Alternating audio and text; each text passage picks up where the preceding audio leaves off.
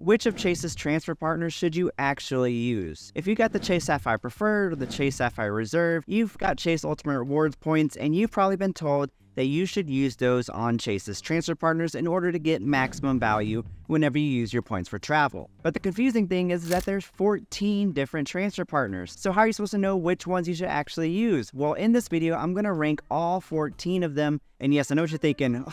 All 14, Michael? That's a lot, I know, but I'm going to challenge myself to spend just 30 seconds or less making my case for each of these partners, and I would also share how I would use them if I use that partner, so that way you have an idea as far as if and when you should use it. And if you don't know who I am, my name is Michael. I am a registered nurse that wanted to travel the world with my wife, but I didn't want to use my entire paycheck in order to do it. So I learned how to travel for significantly less using credit card rewards, and now I'm teaching you how to do the same. So let's go ahead and get into it. I've got my handy dandy Casio, and so we're at the first partner, and that's going to be IHG. They're known for their Holiday Inns and their intercontinental hotels, and I don't really recommend that you transfer points to them unless you're just topping off your account for redemption, because their hotel stays can be up to 30,000 points for a cheap hotel, where you're better off using a different hotel partner or booking that cheap hotel via the travel portal. And number 13 is Marriott, another hotel partner. Very similar thing as IHG, but it's ranked higher because Marriott actually has a few luxury properties that may be useful to actually redeem your points for, especially if you compare it with a transfer bonus. For example, you have the Maldives, which you can get a redemption night for around 40-ish thousand points if you're lucky. However, be careful with Maldives travel because that can cost $1,000 for 2 people for the water taxi to and from the airport, so watch out. Number 12 is JetBlue. They are a domestic airline, however, they have a smaller footprint. They have good deals if you can catch a sale and you can transfer your points over for cheap domestic flights within the United States, but again, they're just not at that many airports, so they're limited in usefulness, really. Number 11 is Emirates, which also has a limited use case. However, it is one of the best partners to book the business class flight on Emirates' A380 plane, where they have the bar in the sky where you can hang out and drink.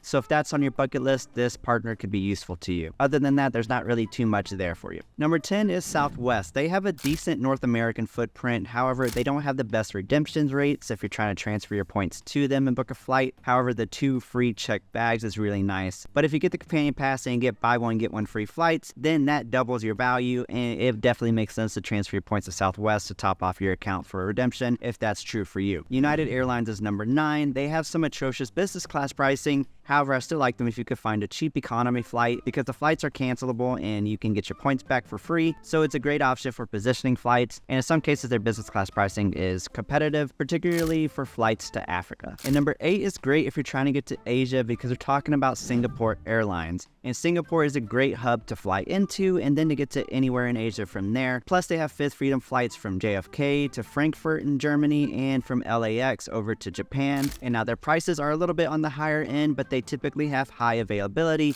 and low taxes and fees, and for that reason, I think it's a solid transfer partner. And then before getting into number 7, don't forget to like this video if you've enjoyed it so far, and subscribe if this is your jam. Also, while you're at it, check out nursemichaeltravels.com/rex. I made some freebies for you that I know you'll enjoy, so check that out after this. Here's some more. Number 7 is Virgin Atlantic. They have a great redemption to Asia via ANA's business class for just 52,500 miles. However, that's becoming so difficult to book that I'm discounting that more and more. They also have great redemption rates to Europe via Virgin Atlantic for as low as 10,000 points, but that's paired with high taxes. You can also book domestic Delta flights. However, their website is becoming more and more difficult to use in order to find availability, so there's a lot of give and take with this program. Otherwise, I would be ranking it higher, but there's still plenty of value to be had. Now, number 6, 5, and 4 is going to be the Avios currency. So British Airways, Iberia, and Aer Lingus. I'm kind of grouping these all together because they all share Avios. And if you didn't know, if you could transfer points to one partner, you could transfer to all the different Avios partners, which includes those airlines, as well as Qatar and Finnair. And so there's a lot of value to be had amongst these programs, although it's progressively getting devalued over time. So just keep an eye on that. But you've got Japan Airlines that you can still book with this currency,